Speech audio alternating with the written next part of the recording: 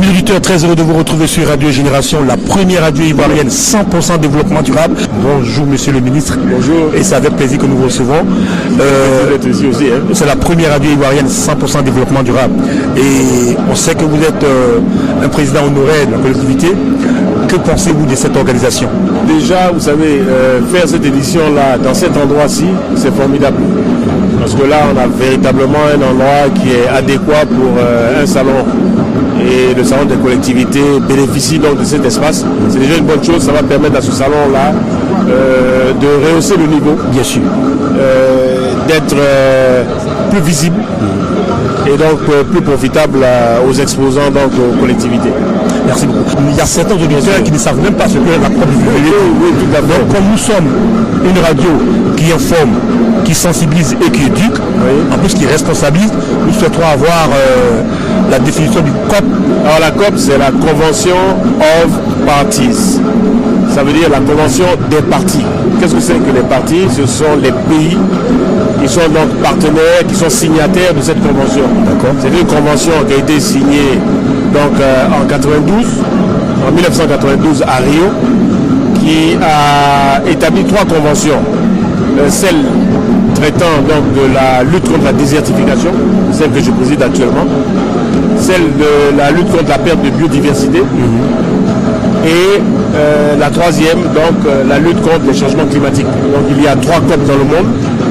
Ce sont des COP qui donc des conventions qui se réunissent tous les 2 ans pour la COP de désertification et la COP de biodiversité, et tous les ans pour la COP climat. C'est pour cela que depuis 30 ans, donc la COP désertification est à sa 15e édition, COP 15, et le pays qui organise prend la présidence pour 2 ans jusqu'à la prochaine COP. En l'occurrence, pour la Côte d'Ivoire, ça a été 2 ans et demi. Nous avons 2 ans et demi. Donc, au sein du pays, la plupart du temps, le président de la République décide de la personne qui va être candidate pour donc présider au nom de la Côte d'Ivoire la COP. Donc, j'ai été désigné par le président de la République donc, pour être candidat, et j'ai été élu par les 223 pays qui constitue cette convention. En tout cas, nous en sommes très fiers. Ce sera la COP 16 en décembre. Ça fera 2 ans et demi après notre COP. La COP 16, nous allons passer la main à l'Arabie Saoudite. C'est donc à Riyad que va se passer cette réunion. Et pendant 2 ans après nous, donc l'Arabie Saoudite aura la présidence de la COP et ce sera la COP 16. Donc nous sommes présidents de la COP 15, la Côte d'Ivoire a été président de la COP 15 et sera le seul pays président de la COP 15. Puisqu'après nous, c'est la COP 16. Bien sûr, bien sûr. On pourra dire que la Côte d'Ivoire est présidente de la COP 15 désertification. Nous savons que nous avons une population très jeune, les filles et les garçons. Quelles sont vos attentes de la COP 15 par rapport à cette jeune population? Durant notre mandat, en tout cas, nous avons milité pour la participation des jeunes, de la jeunesse, participation aux négociations, participation à la mise en œuvre des différentes conventions. Mais pour cela, il faut que la jeunesse soit informée. Elle est informée, donc il faut sensibiliser, informer la population jeune, notamment dans les écoles, les universités et tous je dirais, les endroits, les formes où la jeunesse est présente. Mais ce que l'on a pu remarquer quand même, c'est que la jeunesse est intéressée par la chose environnementale.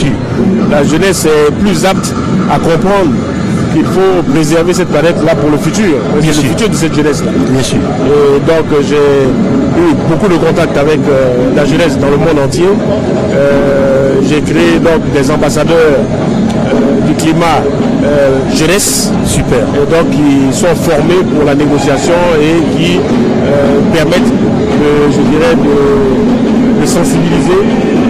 Nous avons créé un jeu de cartes qui s'appelle la fresque désertification, qui est un jeu de cartes éducatif, ludique, pour permettre de connaître les causes, les conséquences et les solutions à la lutte contre la désertification. Bien sûr, on vous êtes très occupé. Alors nous sommes une radio 100% développement durable. Un message à l'endroit de tous les auditeurs. Le message que je pourrais donner aujourd'hui, c'est qu'il faut s'alarmer, il faut s'inquiéter de ce que notre planète est en train de mourir et qu'il ne faut pas que nous la laissions se dégrader. Il ne faut pas que nous laissions les terres se dégrader parce qu'il y va de la vie de nos paysans, mais il y va de la vie de nos populations. Bien sûr. Parce que la production agricole peut décroître à cause de la dégradation des terres. Et donc nous devons faire attention à cela. Et même si nous devons nous alarmer, nous devons garder l'espoir. L'espoir de faire mieux, l'espoir de se comporter mieux et de faire en sorte de préserver notre planète. Merci beaucoup, monsieur le ministre. C'était très bientôt. Merci, à très bientôt. Et félicitations pour cette radio. Merci beaucoup, monsieur le ministre. Merci.